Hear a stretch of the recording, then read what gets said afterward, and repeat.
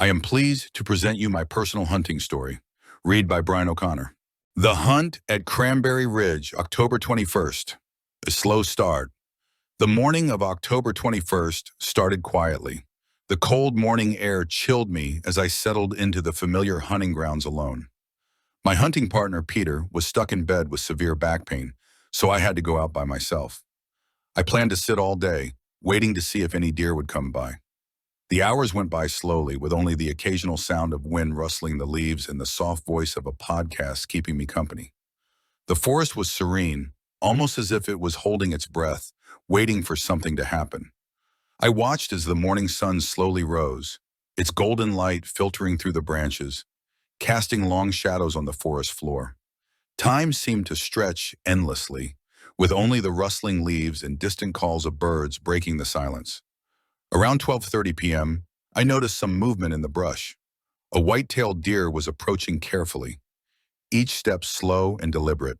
My heart started pounding, adrenaline rushing through my body. I steadied my aim, held my breath, and pulled the trigger. The shot echoed through the forest, and I felt a mix of relief and excitement as I saw the blood trail, a good sign that I had hit a vital area. But then something strange happened. Another deer, or maybe the same one, appeared for a moment before disappearing back into the woods. I felt uncertain. Had I hit my target or missed it completely? I had to find out. I scanned the area, trying to calm my racing thoughts. The forest felt different now, tense as if it were hiding secrets from me. I knew I had to be patient, to trust my instincts, and to keep looking. Hours went by, and by 2:30 p.m., I was feeling frustrated. I had searched everywhere, but there was no sign of the deer. It was as if the forest had swallowed it up. I reluctantly called Peter and Lee for help, hoping fresh eyes and a tracking dog would help find it. While I waited, I kept looking through the underbrush, determined not to give up. At 2:50 p.m., I found something unexpected, a right-side 6-point antler from a white-tailed buck. It wasn't what I was looking for, but it was still a nice find.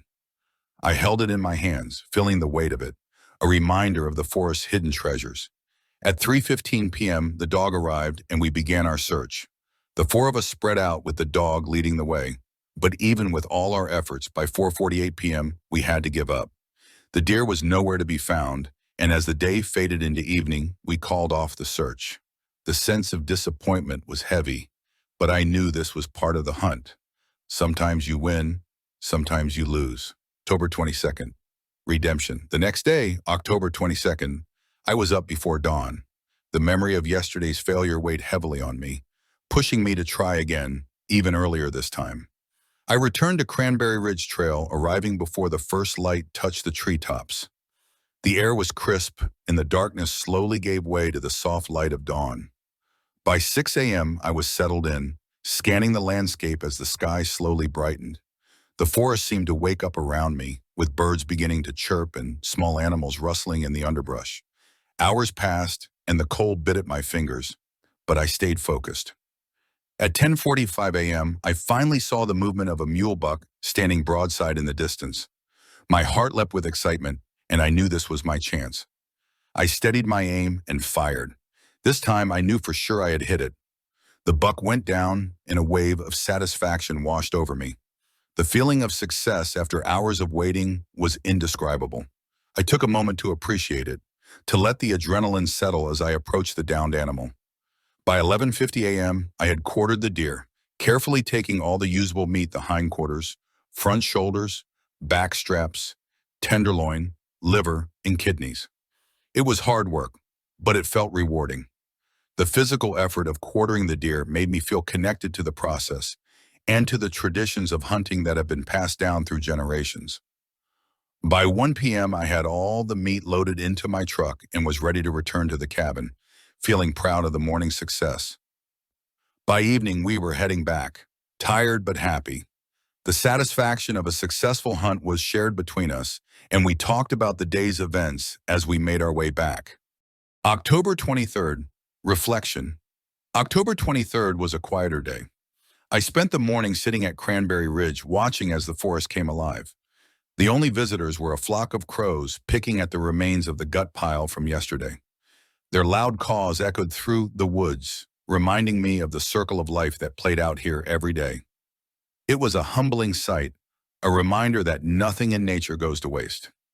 As the afternoon went on, I moved to a spot near an old broken-down cabin on top of the mountain. With its weathered wood and collapsing roof, the cabin seemed like a relic of a bygone era. It was peaceful there, the view stretching out in front of me as the day slowly turned to dusk. I could see the valleys below and the trees swaying gently in the breeze, and I felt a deep sense of calm. There was something about the solitude, the quiet of the mountains, that made me feel at peace. I sat there until the sun dipped below the horizon, painting the sky in shades of orange and pink. October 24th, Nature's Balance. October 24th began early, at 7:38 a.m., back at my usual spot on Cranberry Ridge Trail. The temperature was just around freezing, and my breath misted in the cold air. The forest was quiet, the only sound the crunch of frost beneath my boots. The gut pile from 2 days ago was almost gone. The forest animals had done their cleanup. It amazed me how quickly nature worked, and how every part of the process was interconnected. Around 11:15 a.m., I saw movement. A coyote sniffing around what was left of the gut pile before following the blood trail I had tracked days earlier. It was fascinating to watch, seeing the coyote retracing the steps of the white-tailed deer, driven by instinct. The coyote moved with purpose, its nose to the ground, and I wondered if it would find what I could not. It was a reminder of the natural order, of how each creature had its role to play. Hunting at Cranberry Ridge was an experience filled with ups and downs, moments of triumph and moments of reflection.